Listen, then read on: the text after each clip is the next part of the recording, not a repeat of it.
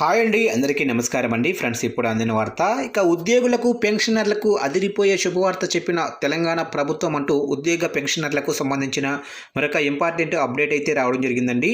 అయితే ఇందుకు సంబంధించిన వివరాలు అయితే మన వీడియోలో తెలుసుకుందామండి. ఆ గుడ్ న్యూస్ ఏంటనేది వీడియో మాత్రం పూర్తి వరకు చూడండి ఫ్రెండ్స్. అప్పుడే మనకి పూర్తి సమాచారం అయితే తెలుస్తుంది. ఇక లేట్ చేయకుండా టాపిక్లోకి వెళ్ళిపోదాము. ఇక ప్రభుత్వ ఉద్యోగులకు తెలంగాణ క్యాబినెట్ శుభవార్త చెప్పింది.